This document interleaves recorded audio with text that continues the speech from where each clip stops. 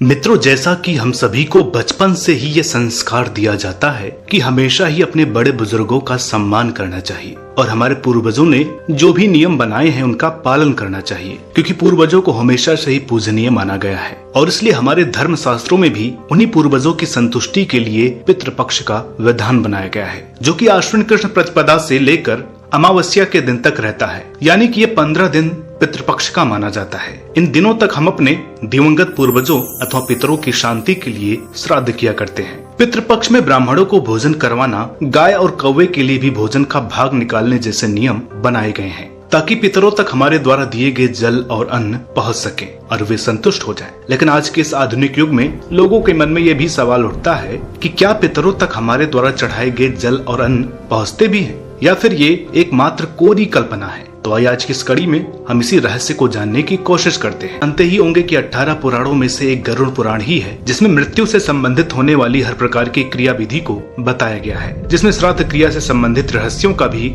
उल्लेख मिलता है। गरुड़ पुराण के प्रेत कल्प अध्याय के अनुसार पक्षीराज गरुड़ भगवान विष्णु से प्रश्न करते हैं कि हे प्रभु, मैं ये जानना चाहता हूँ कि जब पितृपक्ष के समय लोग श्राद्ध के नाम पर जल अथवा भोजन निकालते हैं, तो वो जल और अन्न पितरों तक कैसे पहुँचते होंगे। इसके अलावा अगर मृत व्यक्ति अपने कर्मानुसार देव, मनुष्य, राक्षस या अन्य किसी योनि को प्राप्त हो गया हो, तो श्राद्ध के भोजन उन तक कैसे पहुंचेंगे। गरुड़ के इन प्रश्नों को सुनकर भगवान विष्णु ने कहा, हे पक्षीराज, तुमने जो प्रश्न आज मुझसे किए हैं वो भविष्य के लिए बहुत ही महत्वपूर्ण है, क्योंकि कलयुग में एक ऐसा समय भी आएगा जब मनुष्य इस प्रकार के कर्म कांडों में कोई रुचि नहीं लेगा और साथ ही साथ वो धर्म कर्म के विषय में तर्क करता रहेगा। भविष्य के गर्भ में छिपा मनुष्य इतना आधुनिक हो जाएगा कि उसका सारा जीवन धन, विलासिता और परिवार की देखभाल में ही निकल जाएगा। इसलिए हे गरुड़, जो मैं बताने जा रहा हूँ उसे ध्यान से सुनो। जो व्यक्ति अपने पितृ को श्राद्ध अर्पित करता है, यदि वो पितृ देव योनि को प्राप्त हो गया है तो उसे अमृत रूप में, अगर वो गंधर्व योनि में है तो भोग रूप में, और अगर वो पशु योनि में प्राप्त हो गया है तो उसे घास फूस के रूप में श्राद्ध का फल मिलता है। इसी प्रकार यदि पितृ अपने नए जन्म में नाग योनि में है तो उन्हें वायु रूप में, पक्षी योनि को फल के रूप में, राक्षस योनि को मांस के रूप में, प्रेत योनि को रक्त के रूप में, और यदि मनुष्य योनि है तो उन्हें भोजन के रूप में श्राद्ध की प्राप्ति होती है। हे गरुड़,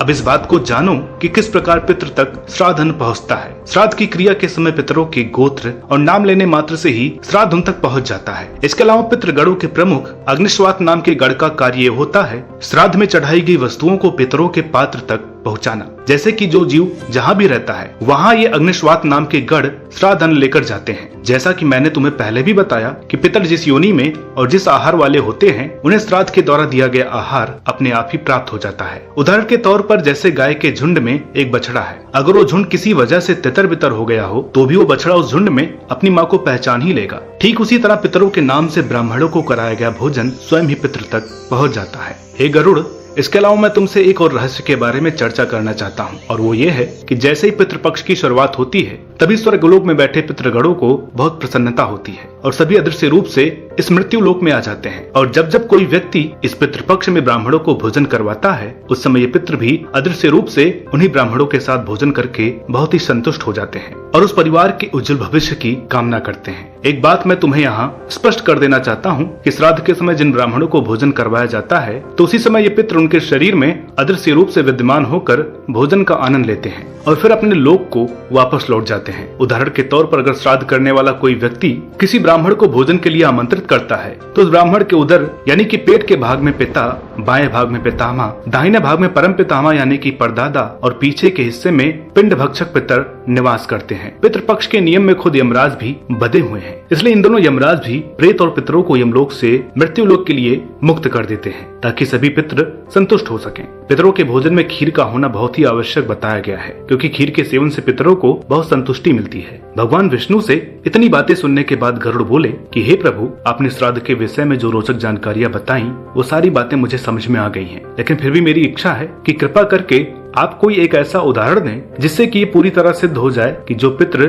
स्वर्ग या लोक में रहते हैं वो पितृ काल में धरती पर आकर श्राद्ध ग्रहण करते हैं। इस पर श्री हरि बोले कि हे पक्षीराज, मैं तुम्हें त्रेता युग की एक कथा का उदाहरण देकर समझाता हूँ। जब मैंने रावण का वध करने के लिए धरती पर राम रूप में अवतार लिया था। बात उस समय की है जब श्री राम, लक्ष्मण और सीता वन में थे उस समय भरत अयोध्या की सेना लेकर उनसे मिलने आए थे। भरत के जाने के बाद श्री राम ने उस स्थान को छोड़कर और आगे की ओर प्रस्थान किया और तीनों एक समय के बाद पुष्कर तीर्थ जा पहुंचे। पितृपक्ष का समय देख सीता और श्री राम ने ये निश्चित किया कि हमें अपने पिता और बाकी पूर्वजों के लिए पितृ श्राद्ध करना चाहिए और फिर यही सोचकर उन्होंने उत्तम भोजन का प्रबंध करके कुछ ऋषि मुनियों को भोजन पर आमंत्रित किया। श्री राम की आज्ञा से सीता ने उन ब्राह्मणों को भोजन परोसना प्रारंभ किया, लेकिन थोड़ी ही देर में सीता भोजन परोसना छोड़कर दूर जाकर खड़ी हो गई। इस घटना को श्री राम भी देख रहे थे, लेकिन उस समय चुपचाप रहे। थोड़ी देर बाद जब सारे ब्राह्मण भोजन करके चले गए तब श्री राम ने सीता से प्रश्न किया कि तुम अचानक से ब्राह्मणों को भोजन परोसता छोड़कर दूर क्यों खड़ी हो गई थी। इस पर सीता ने उत्तर दिया कि हे स्वामी, जिस समय मैं ब्राह्मणों को भोजन परोस रही थी उसी समय मैंने एक ब्राह्मण के उदर भाग में आपके पिता यानी कि अपने ससुर महाराज दशरथ के दर्शन किए और उन्हीं के जैसे 2 और तेजस्वी महाराज के भी दर्शन किए।